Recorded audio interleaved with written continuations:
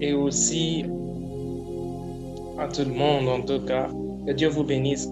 Merci beaucoup, Sœur Esther. Quelle atmosphère. Que le Seigneur te bénisse. J'aimerais juste faire signe si vous m'entendez clairement bien et que vous me voyez bien. Et puis on va commencer. Vous m'entendez bien? Vous me voyez, ouais, vous me voyez bien?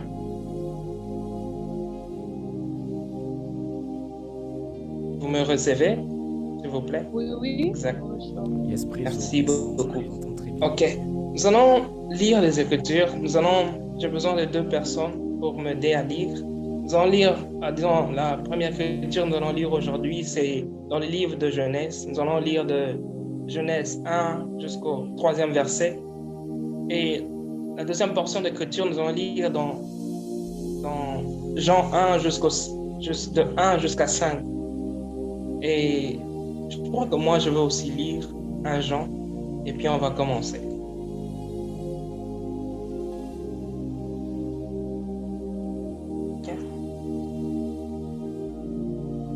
Que chacun cherche son verset, qui peut nous aider.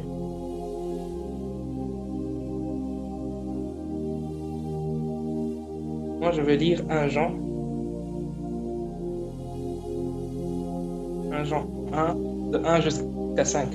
Et quelqu'un d'autre va lire Jean 1, de 1 jusqu'à 5. Quelqu'un d'autre va lire Genèse 1 jusqu'à 3.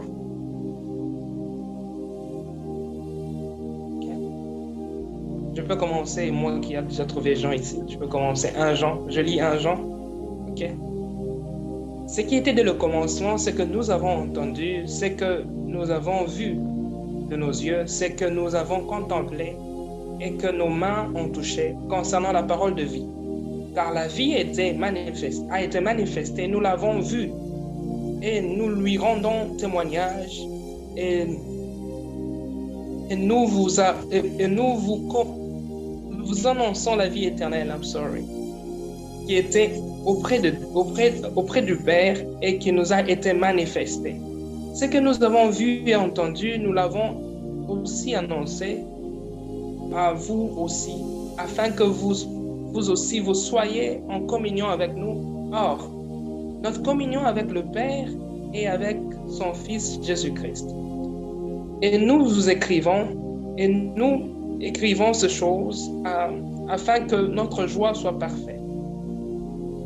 La nouvelle que nous avons appris de lui, et que nous vous annonçons, c'est que Dieu est lumière et il n'y a point de ténèbres, et en lui il n'y a point de ténèbres. Ok? Je ne sais pas si quelqu'un d'autre a trouvé Genèse 1. Bien, je vais lire ça.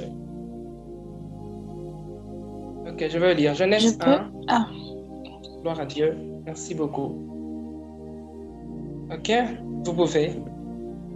On vous écoute. D'accord. Genèse 1, du 1er au 3e verset. Ok. Au commencement, Dieu créa le ciel et la terre. Or, la terre était chaotique et vide. Je suis en train de lire dans la version du Semeur. Ok. Vous pouvez lire jusqu'à 5. Excuse, s'il vous plaît. D'accord. Au commencement, Dieu créa le ciel et la terre. Or, la terre était chaotique et vide. Les ténèbres couvraient l'abîme et l'Esprit de Dieu planait au-dessus des eaux. Et Dieu dit alors que la lumière soit, et la lumière fut. Dieu vit que la lumière était bonne, et il sépara la lumière des ténèbres. Il appela la lumière jour et les ténèbres nuit. Il y eut un soir, il y eut un matin, ce fut le premier jour. Gloire au Seigneur. Gloire au Seigneur. Vous pouvez aussi nous lire, je crois que c'est le verset de Jean 1. Vous pouvez nous lire aussi Jean 1.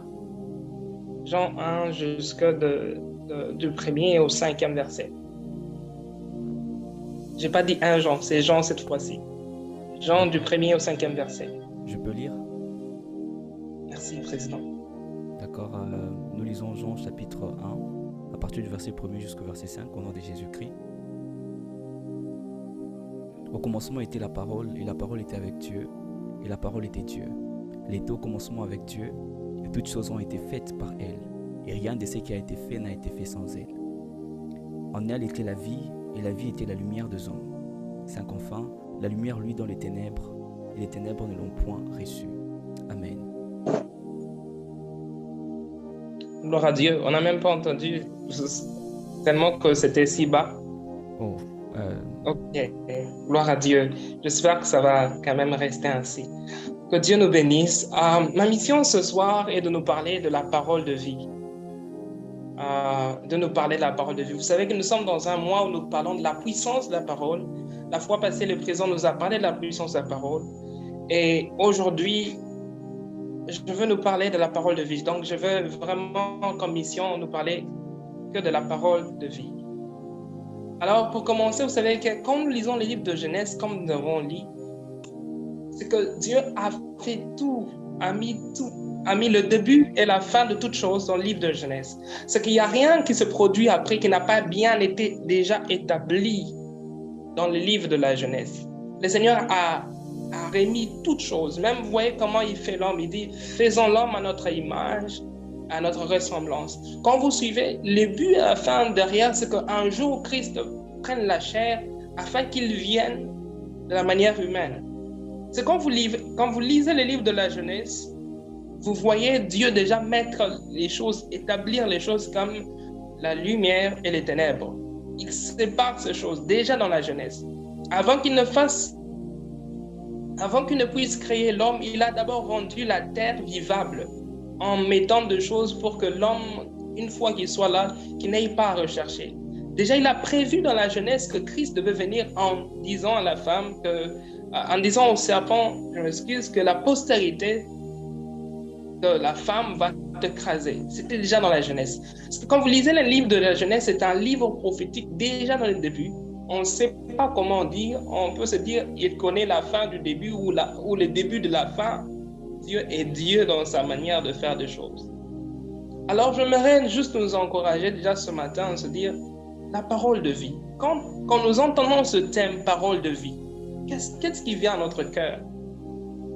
C'est que déjà bien au début, c'est que, comme vous le savez, on vient de lire le livre de Jean 1, déjà qui met à cœur avec beaucoup de sujets de contradictoires. Les gens disent non, c'était la parole de Dieu. Certains arrivent même à dire non, c'est juste une façon de parler que Dieu a dit, que la parole était avec Dieu et la parole, et rien de tout ce qui a été fait n'a été fait sans elle. Ça, nous connaissons. Alors, quand la parole a commencé, j'aimerais juste vous dire que cette parole de Dieu n'a pas de début ni de fin. Parce que ça a commencé avant que le temps ne soit. Et ça a fait toutes choses que nous voyons aujourd'hui. Toutes choses ont été conçues par cette parole merveilleuse de Dieu. Et par après, quand le Seigneur a appelé le Père Abraham, lui a aussi donné des paroles. C'est que notre Dieu, c'est que quand nous nous approchons de Dieu, de la Bible, l'une des choses qui est claire, c'est que la première des choses que nous rencontrons de Dieu, c'est sa parole. La plus rassurante des choses, c'est sa parole de Dieu. Alors, ce qui nous est impossible c'est que nous sommes nos paroles. L'autre personne est ses paroles. Disons, chacun est ses paroles. Jésus arrive dans le livre de Matthieu, quand nous lisons la Bible, dans le livre de Matthieu 12, Jésus dit, par tes paroles, tu seras justifié, et par tes paroles, tu seras condamné. Et là, ça veut juste dire que les paroles portent la nature de celui qui l'utilise. Et Christ renchérit cela en disant, il dit, l'homme bon tire de bonnes choses de son bon trésor, et l'homme méchant tire de mauvaises choses de son bon trésor, simplement par la parole. C'est qu'à ce niveau-là, la parole joue un rôle. C'est que quand nous commençons, quand nous ouvrons la bouche pour parler, ce qui se révèle, c'est que les gens peuvent connaître nos pensées, peuvent connaître qui nous sommes. Il est difficile, c'est les êtres humains, il est difficile de se dire je suis différent de ma parole, disons ma parole c'est pour moi, mais quand on parle de Dieu lui-même, on ne peut séparer sa parole de lui-même. Je l'avais dit la fois passée, le président lui-même. Alors, j'aimerais juste vous dire que de ne pas parler de toutes les manières. Quand vous lisez la Bible, Christ dit une phrase, il dit tout homme rendra compte de toute parole négative qu'un jour ils auraient proférée. c'est que à ce niveau, la parole devient si pratique. Je peux dire comment, si vrai. Comment est-ce qu'on peut me condamner de chaque vaine parole que j'ai dit? Et plus tard, on voit l'apôtre Paul qui dit, il arrive et puis il dit dans le livre de Romains 12, et puis il dit, ne vous conformez pas au siècle présent. Cette partie, j'aimerais juste souligner une chose là-bas, c'est que il dit, ne vous conformez pas au siècle présent, mais soyez transformés par le renouvellement de l'intelligence. Je vais m'arrêter là-bas. Et puis, avant que nous arrivions à ce point-là, ce que l'apôtre Paul nous révèle, c'est que il dit, je vous exhorte donc, frères, comme vous lisez Romains 12 au premier chapitre, il dit, je vous exhorte donc, frères, à offrir vos corps en sacrifice vivant. Ce sera pour vous comme un culte raisonnable. Exactement. Et quand vous lisez juste la deuxième partie, c'est que il dit, ne vous conformez pas au siècle présent.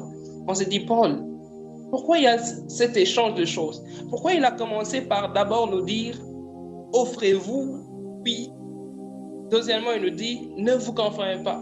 Pourtant, on devait commencer d'abord par ne vous conformez pas et puis offrez-vous. Selon la pensée de Dieu est celle-ci. On s'offre d'abord au Seigneur avant de commencer à pratiquer pour le Seigneur. Avant de commencer à servir Dieu, on s'offre au Seigneur. Avant de commencer à obéir au commandement, on s'offre au Seigneur. C'est d'abord l'offrande que nous sommes qui prouve que nous devons faire les choses que nous faisions, les choses que nous sommes en train de pratiquer. Parce que la pratique des choses sans le connaître serait inutile. Je peux dire ainsi. C'est d'abord s'offrir au Seigneur comme Isaac l'a fait avec Abraham et comme Jésus l'a fait avec le Père Céleste. Il s'est offert au Seigneur. Alors, ne parlez pas comme des gens de ce monde. N'ayez pas un langage de gens de ce monde. Quand nous parlons de la parole, nous voyons aussi cette forme de langage, ce que nous nous mettons à se dire. On se dit, il y a tellement d'expressions. Quand je parle ici de langage, vous voyez l'expression de parole, c'est-à-dire linguistique, et puis vous voyez l'expression de parole écrite. Alors, ce monde est plein de paroles. Il y a même des paroles qui sont casées selon les domaines différents. Les businessmen ont leur langage, les docteurs ont leur langage, les hommes de ce monde ont leur langage. Une bonne nouvelle, c'est que le ciel aussi a aussi le langage du ciel. Alors, la parole est tellement si importante et comment l'utiliser vraiment serait le meilleur. Écoutez ça, mes frères.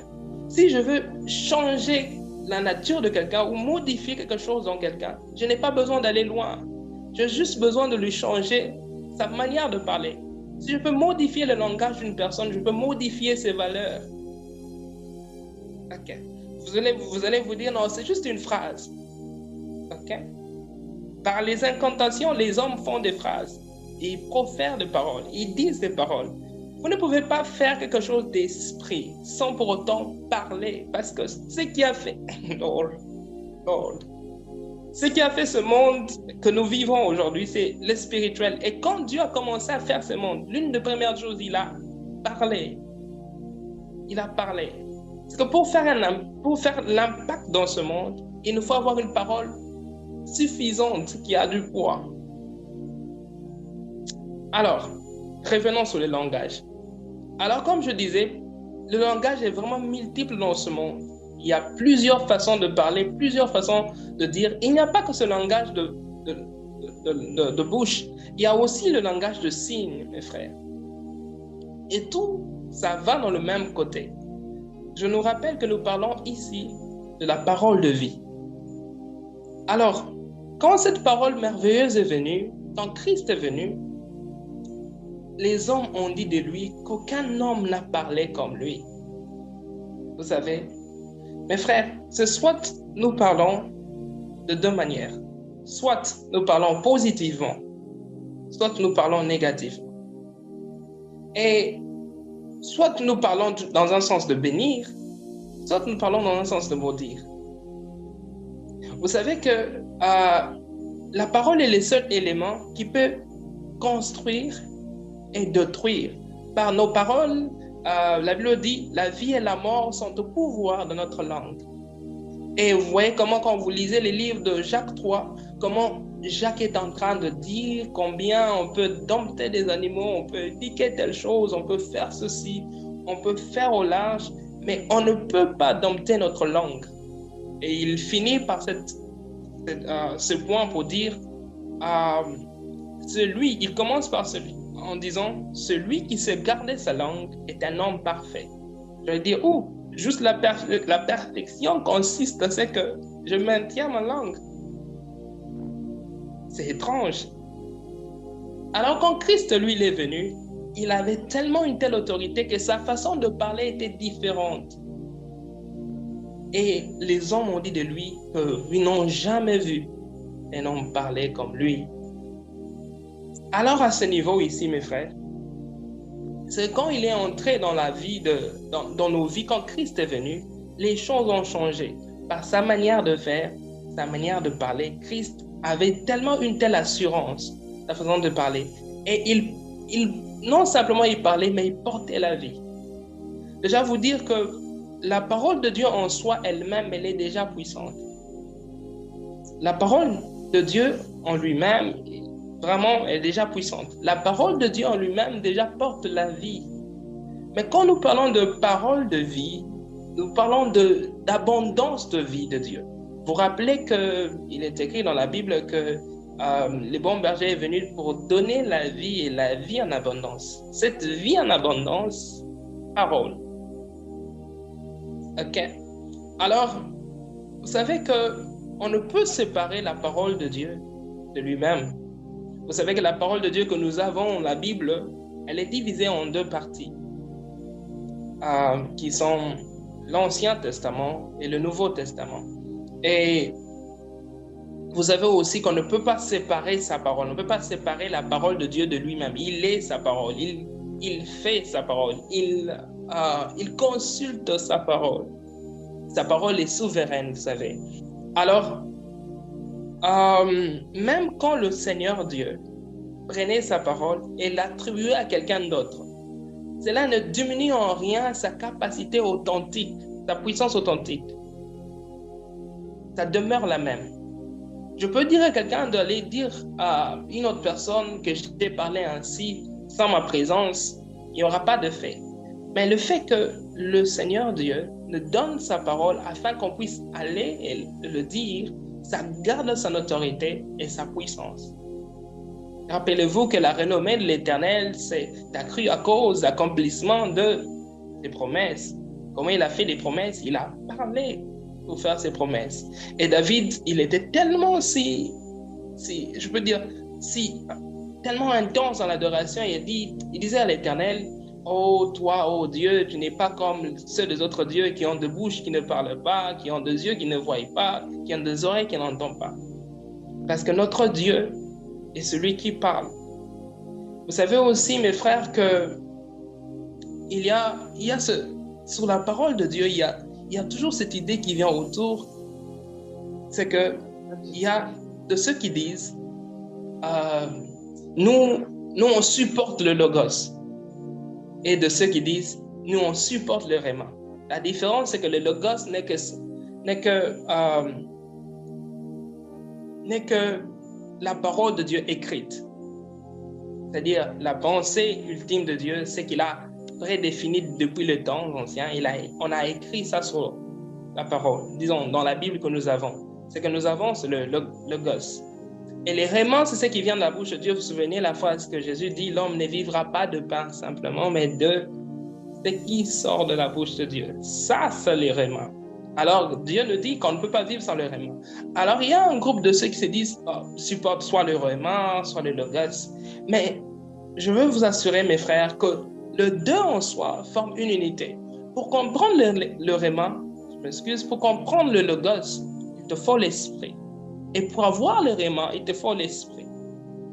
Et il n'y a aucun réma qui vient nier le logos. Et il n'y a aucun logos qui vient, je peux dire comment, basculer le réma. Alors, s'il y a même, l'apôtre Paul était allé loin pour nous dire, s'il y a même un ange qui apparaissait pour nous dire des choses que on ne vous a pas enseigné, rejetez-les au fait. C'est que tout est compris dans la parole de Dieu. La parole de Dieu est suffisante pour se défendre elle-même. pour se défendre elle-même. Vous savez, je vais vous dire une chose, c'est que dans la parole de Dieu, c'est que quand vous lisez l'Ancien Testament, il est écrit l'Ancien Testament que c'est l'ombre de choses à venir. L'une des choses dans la parole de Dieu, c'est que les gens qui vivaient dans l'Ancien Testament et ceux qui s'étaient en train de faire, tout était une préfiguration de Christ qui devait venir. À supposer que dans l'Ancien Testament, il y avait d'erreurs. Ça allait directement se répercuter dans le Nouveau Testament. Vous voyez, quand Christ est venu, la Bible déclare de lui que la grâce et la vérité sont venues par Christ. C'est que quand lui il est venu, il avait cette charge de cette parole de vie en lui. Il connaissait ce qu'il est au fait. Et arrivé à un niveau, c'est que cette parole s'est tellement manifestée en lui, remplie de l'esprit.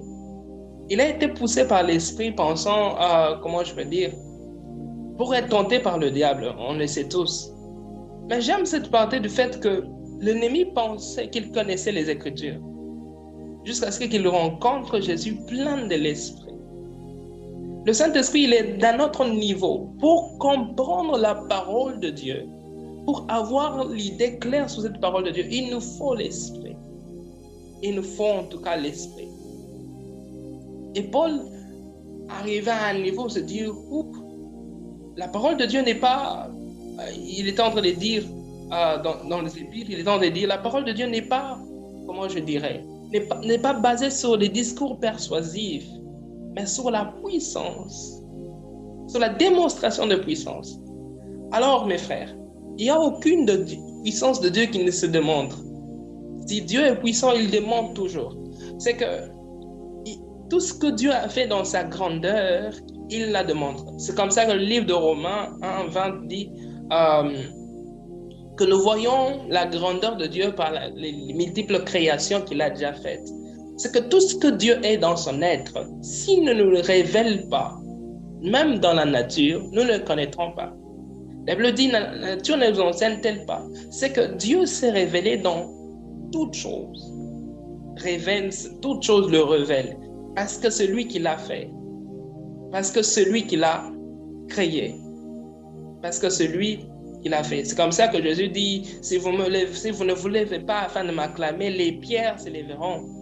On sent que le Seigneur Dieu ne s'occupe pas simplement de nous. Il s'occupe des animaux, des pierres. Il s'occupe de toute la création. Si nous ne connaissons pas de noms d'animaux, lui, il en connaît. Si nous avons oublié des lieux, des endroits, lui, il en connaît. Depuis la fondation de ce monde, la parole a établi les temps, a établi les limites de la terre. Cette parole a tellement édifié. Et cette parole, ce n'est pas quelque chose d'autre. Cette parole, c'est Christ lui-même. D'abord, nous parlons sur la parole de vie. Cette parole, c'est Christ lui-même. Et arrivé à ce niveau-là, l'apôtre Paul dit, la parole de Dieu, c'est la démonstration de puissance. Mes frères, à chaque fois que vous démontrez ce qui est dans la parole de Dieu, vous démontrez une puissance. Ici, j'aimerais que vous ne puissiez pas, vous puissiez dire non, quand Dieu fait ceci, c'est ça sa puissance. Quand Dieu fait ceci, il n'y a pas de puissance. La puissance de Dieu est tellement partout, à telle enceinte que le diable connaît sa puissance. Toute la puissance de l'ennemi est réduite devant la présence de Dieu. Je dirais ça ainsi, comme ça. Toute la puissance de l'ennemi est réduite. Et la puissance de l'Éternel se déploie quand le Saint-Esprit est présent. Il n'y a aucune puissance qui se fait sans l'Esprit. Voilà pourquoi nous avons lu le livre de Genèse. Quand vous lisez déjà dans le début, le Seigneur prépare la création. Déjà dans le début, il mentionne l'Esprit. Ce n'est pas un hasard, ce n'est pas vraiment un hasard, ça a été créé, ça a été mis là-bas. C'est que le Seigneur déjà avait l'idée d'investir les Saint-Esprit dans toutes choses. C'est que l'homme devrait faire le concernant. Tu ne peux pas connaître Dieu sans connaître son esprit, sans expérimenter la puissance de l'esprit. Alors, à chaque fois que nous démontrons ce que la parole de Dieu a dit, nous démontrons la puissance. À chaque fois que nous obéissons à Dieu, nous démontrons la puissance de Dieu. À chaque fois que nous démontrons l'amour à la place de la haine, nous montrons la puissance. À chaque fois que nous montrons la paix à la place de trouble, nous montrons la puissance de Dieu.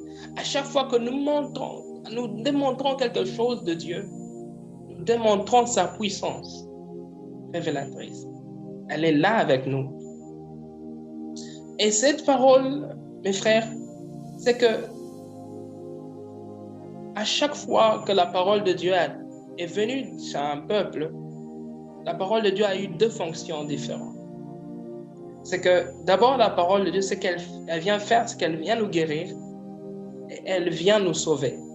Souvenez-vous que Christ lui-même, qui est la parole de Dieu, dit « Je suis venu chercher et sauver celui qui est perdu, ceux qui sont perdus. » C'est que la parole de Dieu vient dans ce sens-là, dans ces deux sens. Guérir et sauver. Chercher et sauver. Ça veut dire que quand je parle ici de guérir, ne voyez pas tout de suite d'abord une maladie. Ça peut se faire une maladie financière, ça peut se faire une maladie scolaire, ça peut se faire une maladie dans tous les sens. Tout ce qui peut sembler comme maladie, quand on rencontre la parole de Dieu, la première des choses que la parole de Dieu fait en nous, ça nous redresse d'abord. Ça nous guérit de l'ignorance, ça nous guérit de beaucoup de choses. À tel enceinte qu'on connaît le Dieu qui parle, sous sa parole lui-même. Alors, la deuxième partie, c'est que la parole de Dieu nous épargne de la fausse. C'est qu'en lui, nous sommes épargnés du danger. Souvenez-vous que Christ est venu et la Bible déclare que le rideau qui séparait le lieu saint et les lieux très saints était déchiré non pas d'en bas en haut, mais de haut en bas. Souvenez-vous que c'est de lui que tout a commencé. Quand la parole de Dieu vient, ça nous sauve. Et Christ nous a sauvés de la fosse. Quelle fosse? Celui de l'enfer. Aussitôt on a Christ, nous sommes sauvés de ces choses. Et cette parole a été là. Et c'est cette parole que les disciples ont témoigné. C'était tellement difficile de voir que la parole de Dieu, faite chair, peut s'accomplir. Et c'est cette même parole quand vous prenez, même quand c'est le Logos, ça ne nulle pas le Réma. Il te faut le Logos. Il te faut prendre cette parole et se dire, je veux connaître la parole de Dieu. Afin que nous puissions savoir que c'est le même Dieu qui nous parle, nous allons trouver dans ce qui a été dit hier, notre ainsi dit l'Éternel d'aujourd'hui. On n'a pas besoin d'autre chose. Même quand le Seigneur nous apparaît, même quand le Seigneur nous envoie un ange, l'ange ne viendra pas dire autre chose. La parole de Dieu est déjà suffisante. Est déjà suffisante. Déjà suffisante. La Bible est tellement précis, mes frères, tellement très, très précis. C'est un livre tellement très, très précis, à un niveau que chaque virgule annonçait le Seigneur. On n'a pas vu ça jusqu'à ce qu'une personne essayait de sauver l'arche. Et vous rappelez que Christ est la pierre angulaire. Je m'excuse, je pense que j'ai oublié cela. Si cette pierre tombe sur quelqu'un, cette personne est brisée. J'ai oublié cette partie de l'écriture. Mais j'aimerais vous dire que vous rappelez que cette histoire où il y avait une personne qui a essayé d'aider l'arche, au fait. On ne peut pas aider le Seigneur. On ne peut pas aider sa parole. On ne peut pas aider sa parole. Sa parole, laisser la parole de Dieu se défendre elle-même.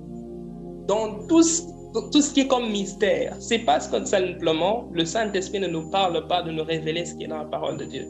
Si nous trouvons que la parole de Dieu est insuffisante, c'est que nous n'avons pas d'éclaircissement sur ce point. Quand le Seigneur va nous ouvrir les yeux, nous allons comprendre que c'est tellement uni du fait que nous pouvons comprendre la parole du début vers la fin et la parole de la fin vers les débuts et la parole du milieu par les apôtres. Nous allons le comprendre dans beaucoup de choses. Cette parole de Dieu est suffisante. Et c'est cette valeur d'enfant de Dieu que nous sommes,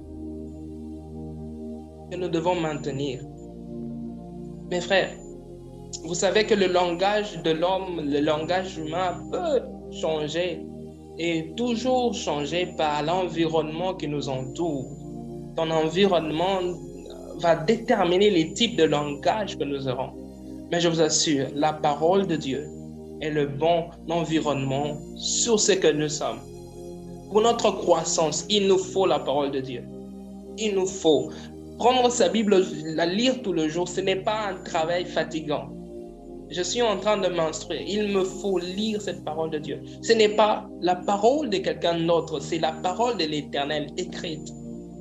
Souvent, de fois même, je me souviens, il y avait cette blague, il y a une sœur et une amie qui me disaient, je lui ai dit, non, j'ai du mal à dormir ce temps. Elle me dit, tu as du mal à dormir, c'est pas grave, tu n'as qu'à prendre la Bible, tu vas voir, tu vas dormir d'un coup. Alors je me suis dit, donc la Bible fait dormir les gens. Donc quand on pense à la Bible, quand on pense à lire la parole de Dieu, qu'est-ce qui vient dans notre cœur? Est-ce qu'on est content de découvrir sa parole? Ce n'est pas la parole humaine. Cette parole a des faits sur nos vies. Alors, parole de vie. Quand le Seigneur est venu, quand le Seigneur est venu, il est venu aussi, je parle du Seigneur Jésus-Christ, il est venu aussi non simplement avec sa parole, mais il est aussi venu avec la vie.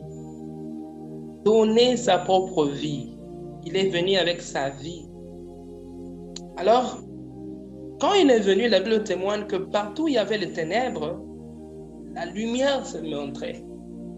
Et le verset dans le chapitre de Psaume, quand nous lisons dans l'Ancien Testament, le Psaume, a vu le jour quand Christ est venu. Quel est ce chapitre? C'est celui de dans le monde de détresse, il envoya sa parole et sa parole le guérit. Le fut épargné de la force. Quand Christ est venu, nous avons vu ça. Vous voyez cela? C'est que Christ parle, il dit, je donne cet exemple dans l'Écriture, il voit une femme qui souffrait tellement pendant longtemps, c'était le jour de sabbat, il s'est mis à la guérir. Elle avait un gros bossu ici, je ne sais pas comment vous pouvez le dire dans ce terme. Elle avait tellement une maladie pendant longtemps. Quand Christ vient, c'est que Christ guérit cette femme le jour de sabbat. Et il y avait tellement beaucoup de contradictions sur ça. Pourquoi tu as fait ceci? Et Christ essaie de les expliquer que si quelqu'un d'entre vous a une âne ou bien une ânesse le jour du sabbat, parce que c'est le jour du sabbat, va laisser cette ânesse tomber dans une fosse. Alors, tout ce que Christ était en train de dire sur sa parole, rien ne passait inaperçu. Sa parole était vraie et claire et nette. Alors j'y arrive, mes frères. Quand nous lisons le livre de Jean et que nous lisons les livres de 1 Jean, ces deux paroles sont interconnectées, je dirais comme ça. Quand vous les lisez, vous allez savoir qu'il y a tellement comme une connexion entre ces deux auteurs. Il y a tellement une connexion. Cette connexion n'est qu'il n'y a qu'un seul esprit de révélation dans tous les deux. Et vous allez lire en connaissant la parole, vous allez comprendre que à chaque fois que la parole de Dieu parle de la vie, elle parle de la lumière. À chaque fois que la vie est mentionnée, la Bible témoigne et parle de la lumière. C'est comme ça que vous allez voir que quand on lit le livre de la Genèse, et cette parole était la vie, et la vie là était lumière du monde. Lumière des hommes, je m'excuse. Lumière des hommes. Alors, quand Christ est venu, ça s'est tellement remarqué que lui était celui qui avait cette vie. Et cette vie, il l'avait communiquée en nous. Nous sommes devenus, au jour où nous l'avons reçu, nous sommes devenus des fils de lumière. Souvenez-vous de cette phrase qui dit il n'y a point d'ombre de variation. Je m'excuse, il y a tellement deux versets qui se compliquent dans ma tête. C'est que ce verset dit ceci. Il dit, ne vous y trompez pas, tout don parfait, toute grâce excellente vient du Père de lumière. Exactement. Aussitôt où Dieu se localise comme Père de lumière, nous qui l'avons, nous sommes devenus fils de lumière, différents de ce monde. C'est qu'il n'y a que ceux qui ont la vie qui peuvent produire la lumière. Il n'y a que ceux qui sont de Dieu qui peuvent produire cette lumière de Dieu. Rappelez-vous et souvenez-vous que dans la Bible, il est écrit les malins se transforment en anges de lumière. Ils se déguisent simplement parce qu'il n'a pas. Pourquoi il se déguise? Parce qu'il n'est pas lumière. S'il était lumière, il n'allait pas se déguiser. Alors, en tant qu'enfants de Dieu, nous qui avons la lumière, nous devons refléter cela. Alors Jean commence à dire, si nous lisons le livre de Jean, si vous pouvez me permettre de le lire encore, je m'excuse, 1 Jean commence à dire, il a commencé à dire, je vais paraphraser, il disait, si nous disons que nous sommes de la lumière, qu'il n'y ait point de ténèbres en nous, et s'il y a de ténèbres en nous, c'est que nous ne sommes pas de la lumière. Qu'est-ce que je veux dire par là, en parlant de lumière et parlant de vie? Qu'est-ce que ça veut vraiment dire dans notre propre vie? La lumière est, oh Lord, c'est cet effet que nous pouvons produire des œuvres de vie, des œuvres de lumière, c'est-à-dire des œuvres de, comment je dirais, des œuvres de plein air, si je peux dire comme ça, des œuvres ouvertes. On n'a pas besoin de se cacher pour faire des œuvres de lumière. On n'a pas besoin de faire des choses autour. C'est tellement clair, ce sont les œuvres de lumière. Et les œuvres de lumière, ce sont les œuvres de vie. Si tu veux manifester la lumière et que tu as commencé à avoir un peu honte de manifester la lumière, c'est que là, c'est les ténèbres. Ce n'est plus des lumières de Dieu. Alors, mes frères, Christ arrive à un niveau et maintenant il fait une différence entre deux personnes. Il dit dans Matthieu 12, dans le livre de Matthieu, je ne sais pas, dans les évangiles de Matthieu, j'ai vraiment oublié. Il dit ceci, je connais ce verset. Il dit, si ton œil est en bon état, tout ton corps sera éclairé. Ok?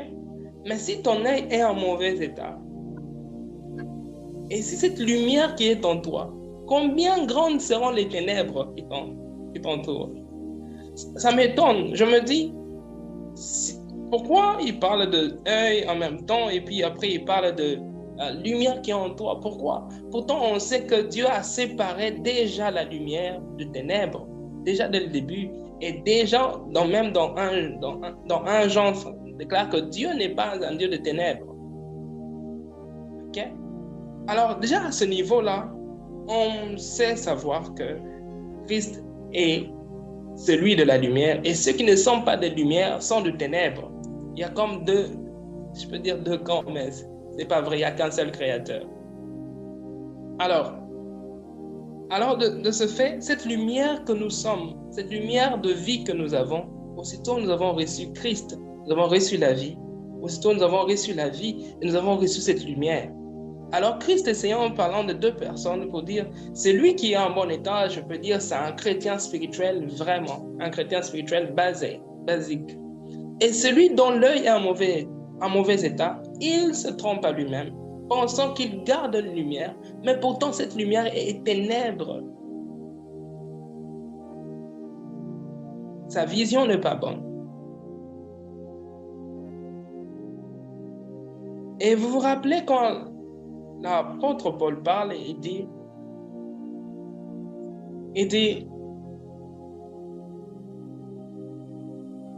ne vous conformez pas à ce siècle, mais soyez transformés par le renouvellement de l'intelligence.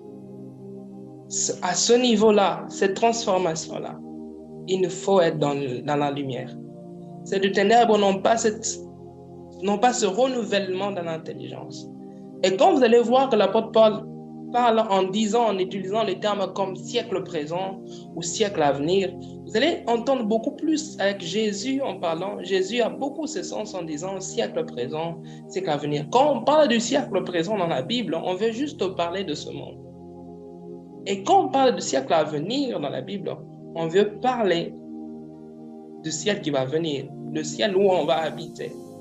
Alors, maintenant, de ce niveau ici, parlant de la lumière est pour le siècle à venir. Ce n'est pas de ce siècle. Ça veut dire ceci. Nous ne sommes pas sauvés le jour où on décède ou pour aller au ciel. Là, maintenant, on devient sauvé. Nous avons la lumière ici. Nous avons cette lumière. Nous sommes de la lumière. Nous avons la lumière et la vie de Christ. Et l'apôtre Paul arrive à un niveau en train de parler afin de discerner ce qui est bon, agréable et parfait. Vous vous souvenez, c'est que le bon là-bas, agréable et parfait, ce ne sont que les trois parties du corps, je peux dire les trois parties des lettres, j'y arrive, qui sont le corps, l'âme et l'esprit. La perfection est dans l'esprit. Ok?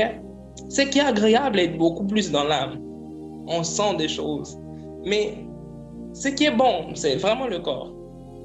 s'il a de bonnes shapes, disons, s'il a une bonne forme ou bien si tu as bien mangé, il est vraiment bon. Ça ne va pas te déranger dans ce sens-là. Mais qu'est-ce que je veux nous dire ici? C'est que quand on commence à vivre une vie de lumière, on commence à se consacrer au Seigneur, on commence à se sacrifier au Seigneur, on ne le fait pas avec une partie et on abandonne une autre partie. Si tu donnes ton corps au Seigneur, donne-lui aussi ton âme et ton esprit. Si tu donnes ton âme au Seigneur, donne-lui aussi le corps et donne-lui aussi l'esprit. Donne ton tout, c'est ce que l'apôtre Paul essaie de dire, donnez le tout. Maintenant, quand Jésus vient et il est en train de dire, si ton œil est en bon état, tout ton corps est éclairé. Quand on parle du corps là-bas, vous vous souvenez que quand Paul a dit, offrez vos corps, il ne disait pas simplement une partie. Quand on parle du corps là-bas, c'est tout ton être, corps, âme et esprit. Et quand on parle de, si ton œil est en mauvais état, en même temps, c'est que tout ton être, la conséquence, c'est que le ténèbre t'envahit dans le corps, dans l'âme et dans l'esprit. Alors dans la Bible, quand Christ s'est présenté, quand Christ est venu, est-ce que les Juifs attendaient simplement, ils attendaient dans ce temps-là le Messie. Quand Christ est venu, il s'est présenté comme celui qui était le pain de vie. Il s'est présenté comme celui qui était le chemin, la vie et la vérité. Quand il parlait comme Dieu. Il parlait au présent, il parlait de ce qu'il est, parce qu'il le fait. Je m'excuse. L'une des choses que vous allez constater, ceux qui gardent la parole de Dieu, ceux qui veulent la vie de Dieu, c'est que ils font tout ce que Dieu demande de faire. Ils agissent selon ce que Dieu demande de faire.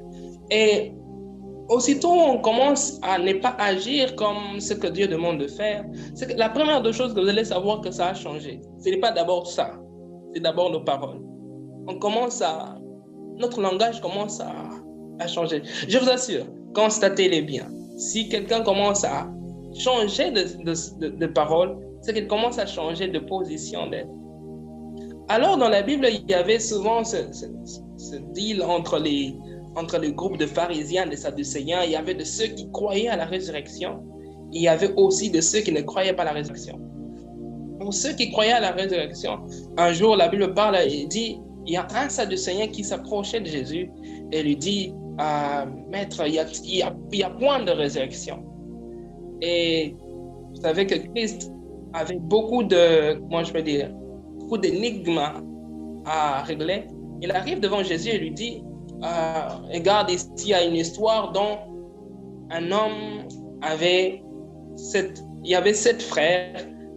Et il dit à Jésus, de ces 7 frères, l'un n'a pas pu donner l'enfant, le premier n'a pas pu donner l'enfant à sa femme. Selon la loi de Moïse, il était censé que si le frère n'a pas donné la progéniture à la femme, il faut qu'on puisse, il faut qu'on puisse le succéder, je peux dire comme ça. Alors, de ce fait, il disait à Jésus que tout est passé et qu'il y a eu de frères et de sœurs, et personne de ce frère n'a donné enfant en Jésus. Et il est en train de lui dire, maintenant à la fin de tout ça, il est en train de lui dire, à la fin de choses, quel sera l'état, c'est-à-dire quel sera l'état de la femme, de qui elle va appartenir comme femme. Alors Jésus lui dit, ça je ne fais que réciter les paroles de la Bible. Et Jésus lui dit, les hommes de ce siècle épousent, c'est-à-dire ils ont de mari, ils ont de femmes, mais de siècle à venir, ils n'ont point. Alors il dit quelque chose marquant, il dit, pour que vous sachiez ce qui s'est passé avec Moïse le jour du buisson, c'est que le Seigneur s'est présenté comme le Dieu d'Abraham, Isaac et de Jacob.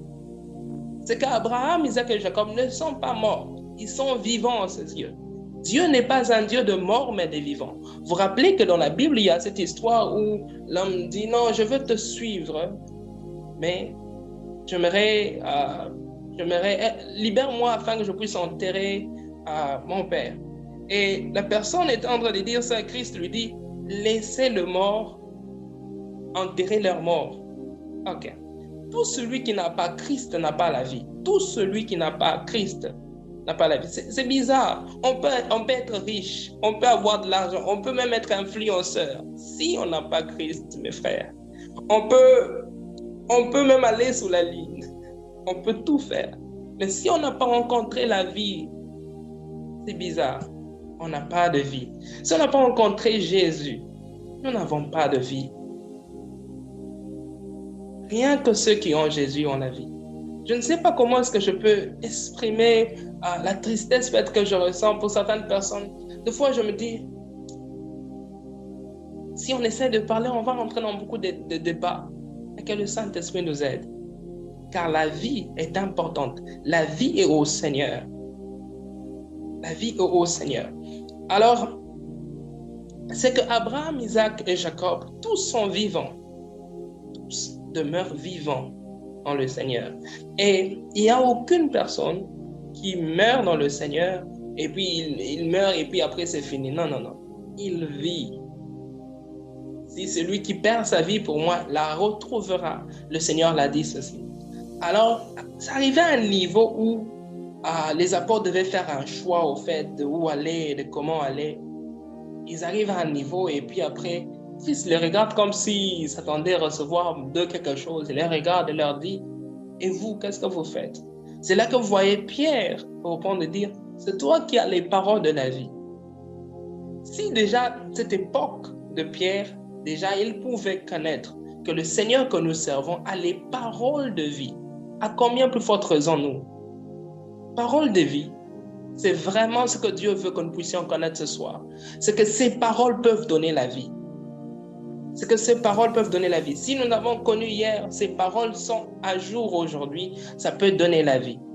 Et de cette vie de Dieu que nous avons reçue, cette lumière de Dieu, nous pouvons aussi la communiquer. Ok. Nous pouvons aussi la donner aux autres, car la vie est éternelle en Christ. Rappelez-vous, quand Christ, même quand il prie devant le Père, il ne dit pas beaucoup de choses. Il dit à son Père, il dit, je leur ai donné ta parole. Aussitôt où nous avons la parole de Dieu, le monde a commencé à nous haïr. Aussitôt où nous avons Dieu, aussitôt où nous avons la parole de Dieu, nous avons simultanément la vie de Dieu. Nous avons directement, sans souci, la vie de Dieu. Quand quelqu'un commence à obéir à la parole de Dieu, commence à construire son élection divine pour être élu parmi les élus de Dieu. Quand quelqu'un commence à obéir à la volonté divine, commence à préserver cette vie. Vous vous souvenez que garde ton cœur plus que tout, car de lui vient la source de vie. C'est de ça qu'il s'agit. Cette vie de Dieu, on ne l'achète pas. On n'arrive pas à un niveau pour dire, je vais acheter la vie de Dieu, c'est combien, ou bien on ne l'a pas par héritage. La vie de Dieu se donne en Christ. Celui qui a Christ a la vie et celui qui n'a pas la vie. Alors mes frères, parole de vie. Dans la Bible, cette parole s'est révélée avec plusieurs personnes. C'est que chacun de personnes, oh Lord, y arrive Seigneur, merci Saint-Esprit. C'est que chaque personne, chaque étape, Moïse est passé et nous avons eu de juges, Samson est passé, nous avons eu d'autres personnes, les prophètes sont passés, tous ont rencontré la vie. L'une des choses qui faisait que les autres nations autour avaient peur du Dieu d'Israël, c'est que tout ce que le Dieu d'Israël disait venait à arriver. Tout ce que le Dieu d'Israël disait venait à arriver. Et dans la Bible, il y avait cet homme d'Élisée. Cette expression de Dieu est vivant a commencé avec Élisée. Je suis bien sûr que ça a commencé aussi un peu plus tard, un peu plus tôt, je m'excuse. Mais beaucoup plus, on a vu cette expression de Dieu est vivant. C'est avec Élisée. C'est que la vie de Dieu, à chaque fois que ça arrive à un niveau, ça redonne la vie. Même si c'était déjà fini, même si c'était déjà perdu, quand Dieu arrive à un niveau, redonne la vie. Vous vous souvenez avec les ossements desséchés? C'est que le Seigneur arrivait demander, est-ce qu'elle peut encore vivre? Il n'y a pas de niveau où la vie de Dieu peut reconstruire. Aussitôt où la vie de Dieu fait son entrée, tout revient à nouveau. Et ce que l'ennemi essaie de fois de faire avec nous, enfants de Dieu, nous empêcher d'atteindre la vie de Dieu, nous empêcher d'atteindre la vie de Dieu, en faisant ainsi. Parce que la vie produit la lumière, et la lumière produit les œuvres, je peux dire comment, le fruit le fruit de vie. Et le fruit de vie se fait voir par notre façon de faire. Aussitôt où notre façon de faire est lésée, notre lumière commence à bouger et on n'a plus de vie. C'est-à-dire qu'on a simplement la vie dans le sens, je vais revenir, je parle de la parole de Dieu. Alors, dans la Bible, Christ dit, quand ils ont vu Jésus faire un miracle, ils ont commencé à glorifier Dieu. Alors, le Seigneur dit, vous êtes lumière du monde et c'est de la terre. Que votre lumière luise afin que les hommes voient vos bonnes œuvres. C'est à ce niveau-là. C'est que le diable essaie de détruire en nous, c'est notre foi. Et cette foi-là que nous l'avons reçue par la parole de Dieu. Et vu que nous avons reçu la parole de Dieu, nous avons reçu la vie par la foi. Alors, le diable essaiera de détruire nos bonnes œuvres afin qu'on puisse se dire, est-ce qu'ils sont confus? Est-ce qu'ils sont de Dieu ou ne sont pas de Dieu? Ou bien c'est une confusion qui vient dans leur cœur, ou bien c'est autre chose. Mes frères, ayez la vie, ayez l'assurance qu'une fois que vous avez Jésus, vous avez la vie. Que ça marche, que ça ne marche pas, que quand vous juge de tout le monde, vous avez la vie de Dieu. Et ça, c'est essentiel. Ça dépasse de l'or, ça dépasse de l'argent. Et la Bible témoigne en disant, il nous a réconciliés avec le Père, plus que le sang de Christ est tellement précieux que les matières précieuses ne peuvent rien faire. C'est tellement précieux. Il nous a donné sa propre vie. Jésus arrivait à un niveau, à dire aux disciples, le bon berger donne sa vie. Et de cette vie que nous sommes aujourd'hui. Si nous pouvons nous tenir aujourd'hui en train de parler, au-delà simplement de cette vie terrestre physique, il y a cette vie à venir qui est le ciel. Et comme je vous ai dit bien avant, c'est que nous pouvons vivre le ciel étant sous la terre. On n'a pas besoin d'aller au ciel pour exprimer la vie élégante qui est dans le ciel. Alors, ne vendez pas la vie du ciel, ne troquez pas cette vie pour une autre vie. Il n'y a pas d'autre vie à part la vie de Dieu. Ne troquez pas votre vie ici sur la terre pour des choses éphémères. Tout va passer.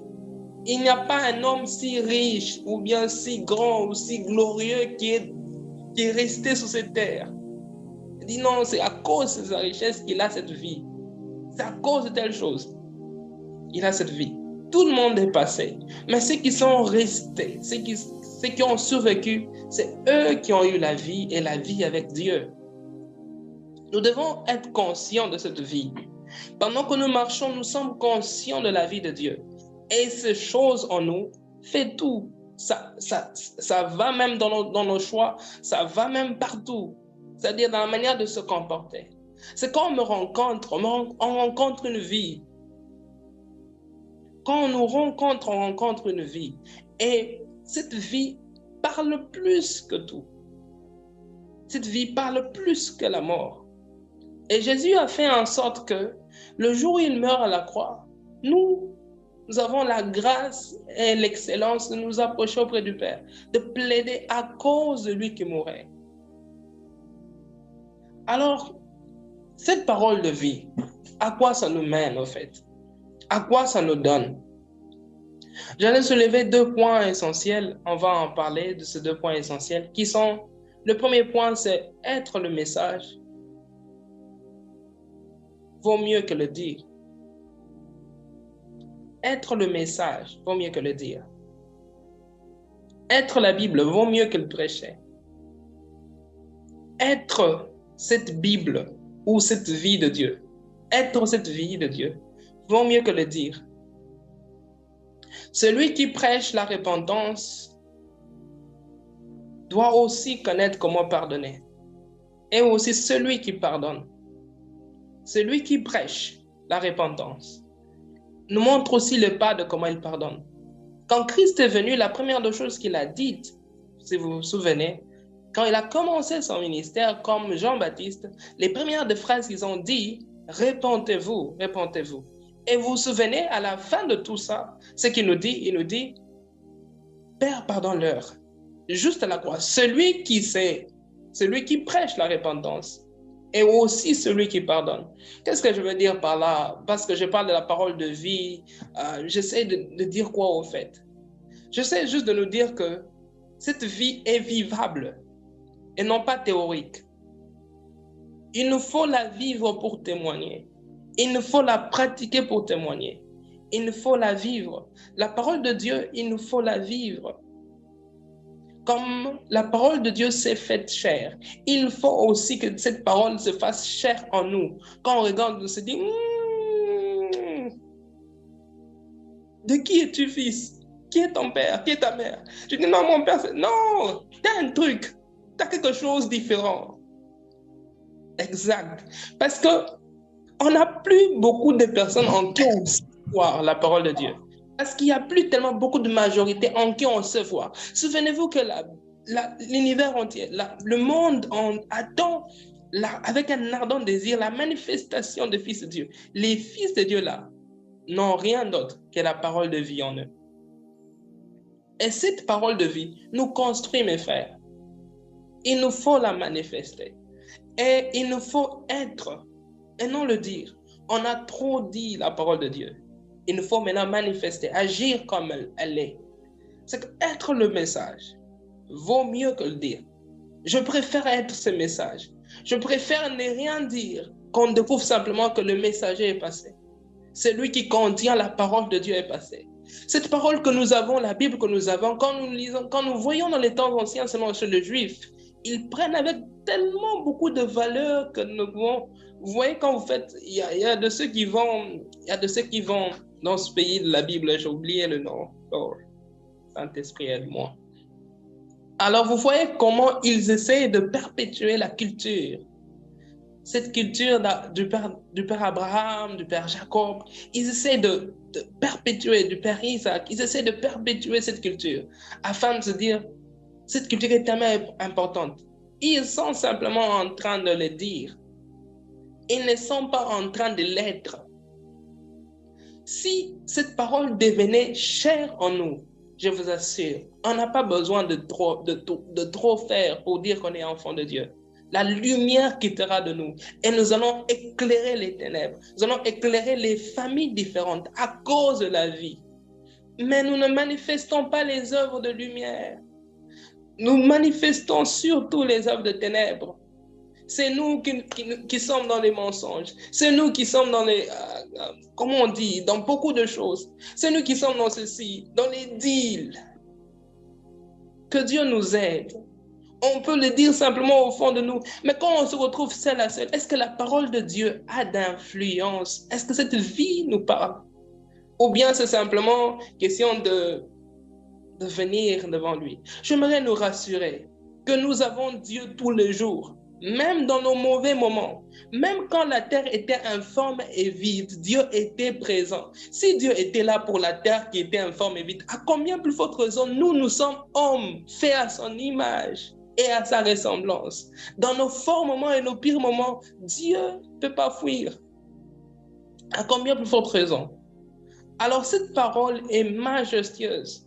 Cette parole est excellente. J'aimerais que quelqu'un aujourd'hui se dise, je veux lire ma parole juste après ceci. Je veux lire la parole de Dieu. Je veux prendre et considérer ma Bible. Vous savez, dans les nations où la parole de Dieu n'est pas beaucoup prêchée et qu'il y a des chrétiens nouvellement, et qu'il y a un réveil, c'est que les gens pleurent du fait d'avoir juste une Bible.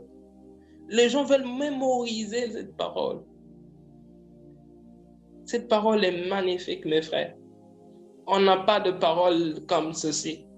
La parole de Dieu, ça construit nos vies. Ça peut définir les étapes de notre vie. Une fois que Dieu a parlé, c'est fini. C'est fini. Et c'est fini. On a besoin de sa parole pour tenir. Comment on arrive à tenir dans ce monde? Comment on peut se faire, on peut tenir, on peut se dire que nous sommes enfants de Dieu? C'est par sa parole. Comment on arrive à faire confiance en Dieu? Comment on peut dire que nous connaissons Dieu? C'est par sa parole. Et cette parole que nous connaissons, elle est puissante pour agir, puissante pour manifester. Alors qu'est-ce qu'il nous faut faire? Juste obéir et manifester la parole de Dieu. Ce n'est pas des choses anciennes, ce sont des choses vivables de la vie. Et le deuxième point sur la parole de vie, le premier point, je soulignais, ceux qui ont la parole de vie, qu'est-ce qui s'éveille en eux? C'est qu'ils deviennent le message et ne le disent pas simplement.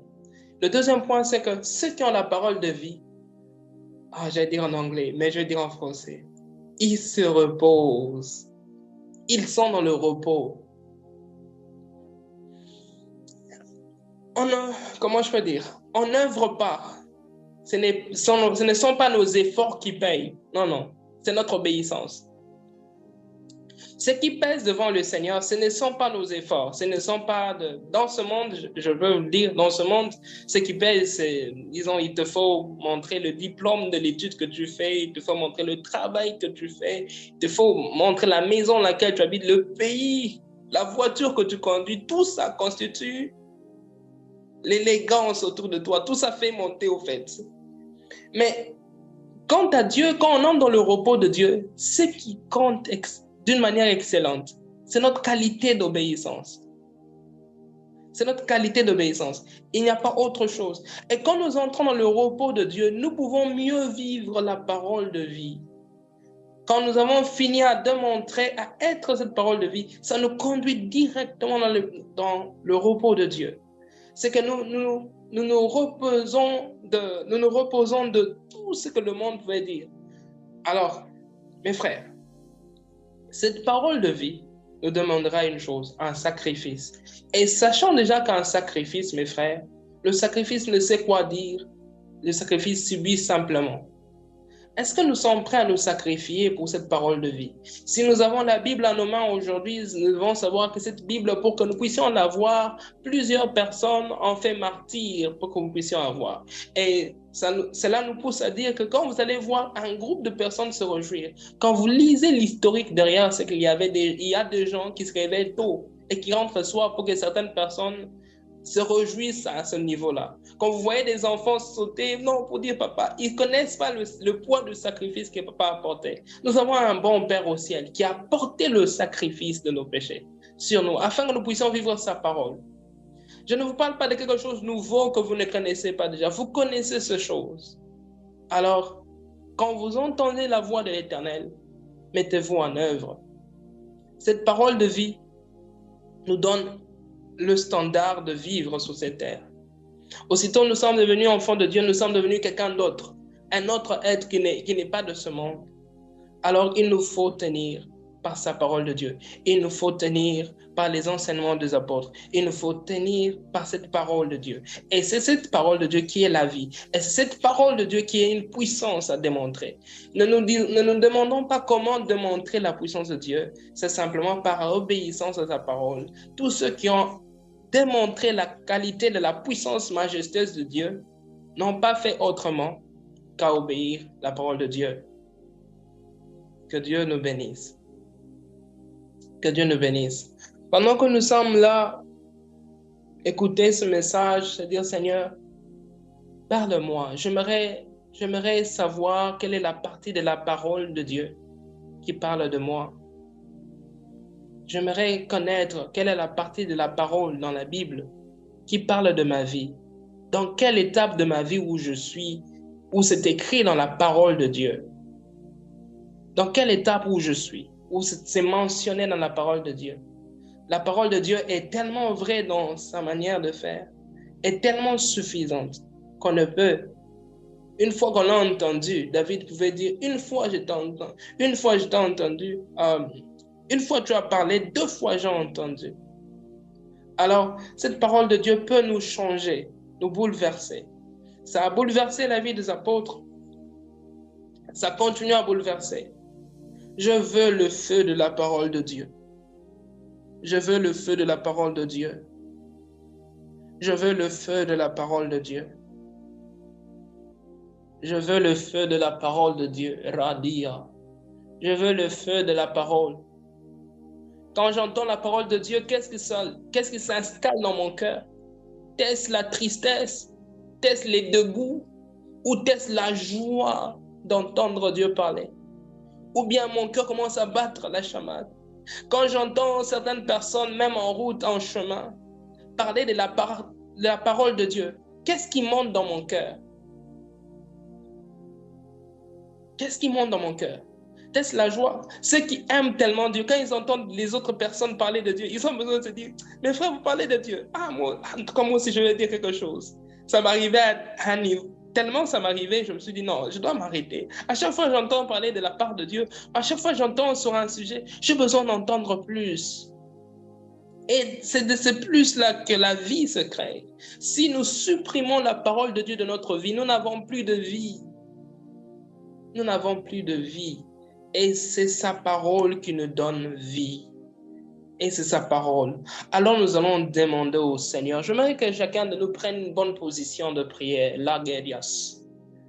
Elograde shekete pakaradi e palahas dagavik lahag logimando sivikita baitas. Adelente se devegia. Nous allons demander le feu de la parole de Dieu. Le feu de la parole de Dieu. Le feu de la parole de Dieu. Ça vient avec une flamme, Olagebas.